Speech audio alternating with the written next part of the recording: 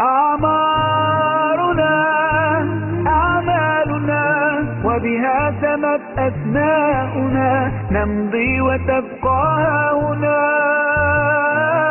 أعمارنا أعمالنا وبها سمت أسماؤنا نمضي وتبقى هنا آثارنا.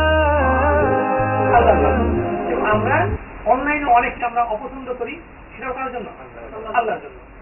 যখন কারো লেখা কারো মন্তব্য আমাকে দ্বীনের পথে উৎসাহিত করে, আমি তাকে আমার ফ্রেন্ড লিস্টে সংযুক্ত করি অথবা তাকে ফলো করি, তার নোটিফিকেশনটা আমি অন করে রাখি, যেন এই ভাই যে কথাটাই বলে এই কথাটা যেন আমি সহজে পেয়ে যাই। আর যখন দেখি যে কোনো ভাইয়ের কথায় আমার দুনিয়াবি কোনো উপকারও হচ্ছে না, আবার আখিরাতের কোনো উপকারও হচ্ছে না, বরং তার দ্বারা আমার ক্ষতি হচ্ছে, দ্বীনের ক্ষতি হচ্ছে, দুনিয়ার ক্ষতি হচ্ছে, তখন আমি তাকে আনফলো করে দিই অথবা তাকে আনফ্রেন্ড করে দিই অথবা তাকে কি করে দিই, ব্লক করে দিই।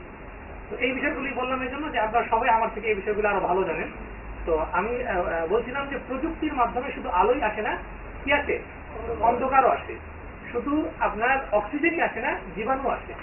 তো যে জিনিসটা এবং প্রযুক্তি আপনার আজকে সেদিন আমি বলছিলাম যে কম্পিউটারের যে সূচনা এটা হচ্ছে আপনার সংখ্যার মাধ্যমে, এবং সংখ্যার মধ্যে আপনার রোমান সংখ্যা যদি আপনি দেখেন সেখানে শূন্য ছিল না, কি ছিল না, শূন্য ছিল না, যার কারণে তারা 1 থেকে নিয়ে 9 পর্যন্ত 10 পর্যন্ত লেখার পরে এরপর তাদের সংখ্যাগুলো এত বড় হতো যে আপনি যদি সেখানে বড় সংখ্যা দিতে দিতে আপনার পুরো বই শেষ হয়ে যাবে।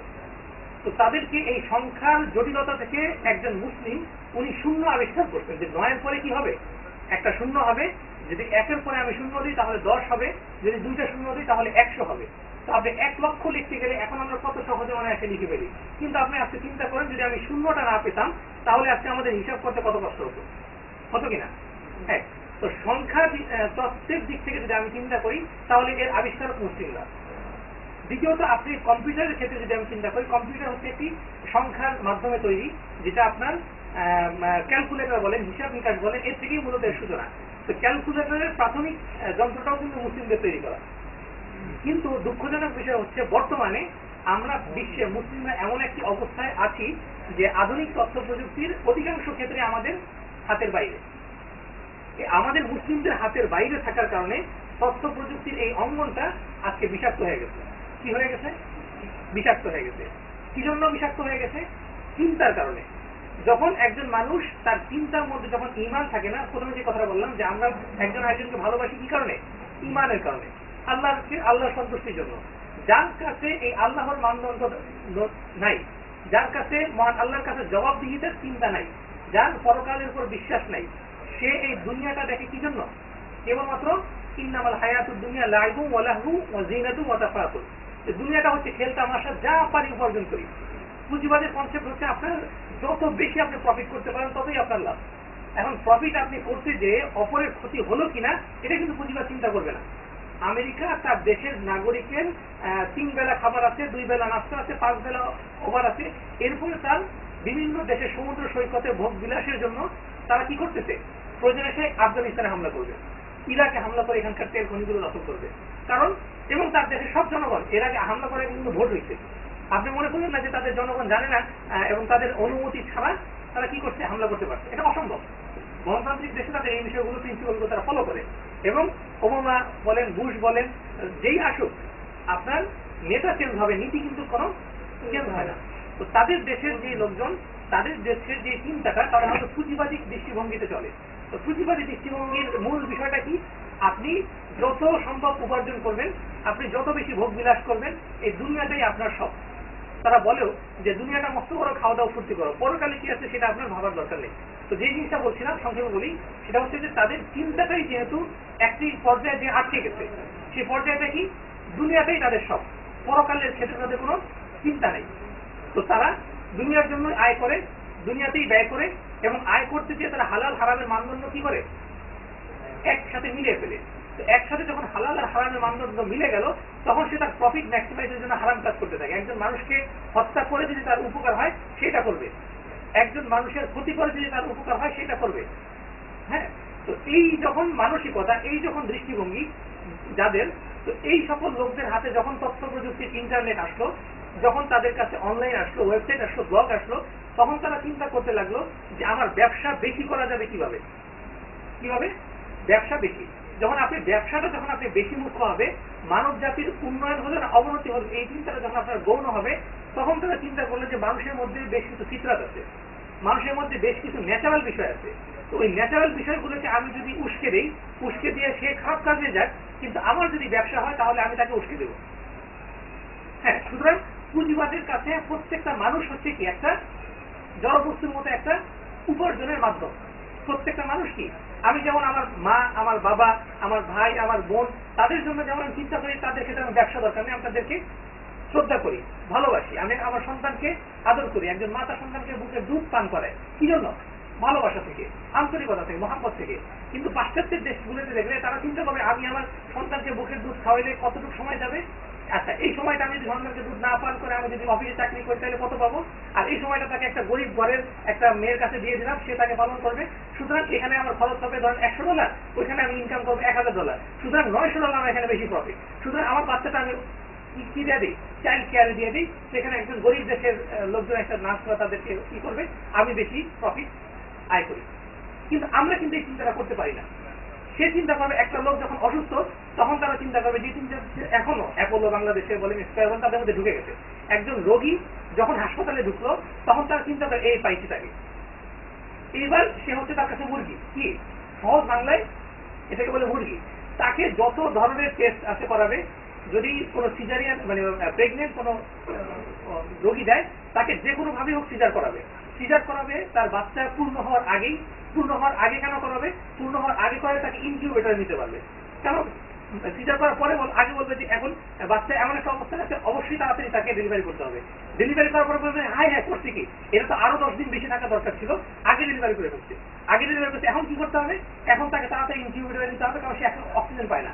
মানে একটা বাচ্চার যতদিন তার মায়ের পেটে থাকার সময় সে ততদিনই থাকবে, যখন তার মায়ের পেট থেকে বের হওয়ার সময় সে তখনই বের হবে। এবং এটা আল্লাহ এমন একটা সুবহানাল্লাহ এত অত্যাধুনিক ভাবে তৈরি করছেন যে বাচ্চা যখন মায়ের পেটে থাকে তার অক্সিজেন পেতে থাকে। যখন তার এখানে থাকার সময় শেষ তখন তার অক্সিজেনটা অফ হয়ে যায়। কি হয়ে যায়?